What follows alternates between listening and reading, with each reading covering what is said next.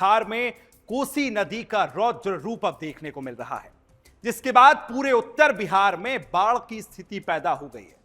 प्रशासन की ओर से लोगों को ऊंची जगहों पर जाने की चेतावनी दी जा रही है, जिसके बाद लोग अपना घर बार छोड़ रहे हैं।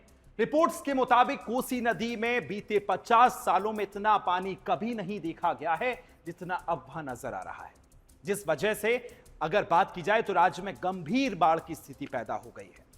एक तरफ जहां गंगा में बढ़ते जल स्तर की वजह से 13 जिले बुरी तरह से प्रभावित हैं, तो नेपाल से लगातार बारिश के बाद कोसी बाराज में 5.5 लाख क्यूसेक से भी ज्यादा पानी छोड़ा है और हालात बहुत ज्यादा गंभीर हैं। तो वहीं उत्तरी बंगाल के हिस्सों की अगर बात की जाए तो वहां भी बाढ़ जैसी स्थिति बन गई है।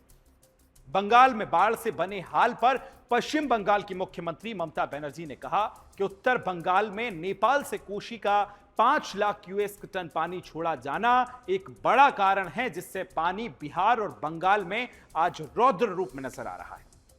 कूच बिहार, जलपाईगुड़ी, अलीपुरद्वार जैसे इलाके से प्रभावित हैं और मालदा, मुर्शिदाबाद, दक्षिण दिनाजपुर के कुछ जगहों पर बाढ़ जैसी आशंकाएं देखने को मिल रही हैं। इन जिलों में 13 ऐसे जिले आते हैं जिनमें बाढ़ की चेतावनी जारी की गई है। आपदा प्रबंधन विभाग के अनुसार राज्य के 20 प्रखंडों में 1,40,000 से अधिक लोग बाढ़ से प्रभावित हैं। पानी के दबाव को कम करने के लिए सुपौल जिले में कोसी बैराज के सभी 56 गेट्स खोल दिए गए हैं। पानी की अधिकता को देखते हुए भारत नेपाल सड़क को अगले आदेश तक के लिए बंद कर दिया गया है। वहीं वाल्मीकि नगर गंडक बैराज से 5.5 क्यूसेक लाख पानी छोड़े जाने के बाद बैराज के सभी 36 गेट्स ओपन कर दिए गए। बड़ी मात्रा में पानी छोड़े जाने के बाद प्रदेश में बाढ़ प्रभावित क्षेत्रों के 13 जिलों की 140 ग्राम पंचायतें अब बाढ़ से प्रभावित हो रही हैं।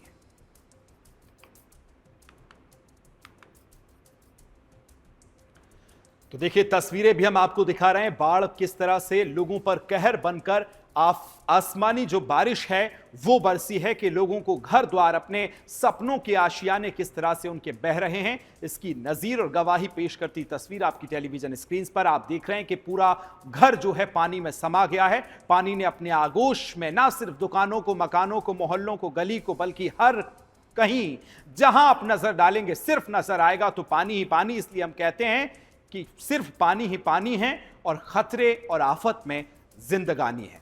लौटते मॉनसून, ये वक्त अब मॉनसून के लौटने का है, लेकिन लौटते हुए कुछ ऐसे निशान छोड़ के जा रहा है जिसके निशान जो है कई दशकों तक, कई महीनों तक, कई सालों तक नजर आएंगे, क्योंकि सपनों के आसियाने अपने लौटते हुए मॉनसून के साथ ये निशान छोड़े जा रहा है।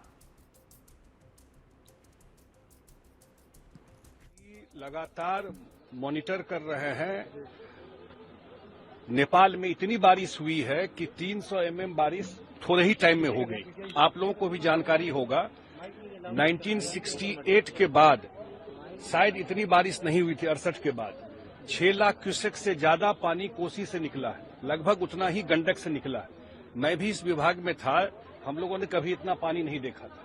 ये तो नेचुरल कैलेमिटी है जितना पानी आया है, लेकिन कहीं भी एम्बैंकमेंट अभी तक एक जगह केवल आया है बागमती में, सीतामढ़ी के पास कहीं जो कहीं ब्रीच किया है, मतलब पाइपिंग हो रहा है, लेकिन कोई एम्बैंकमेंट सुरक्षित है।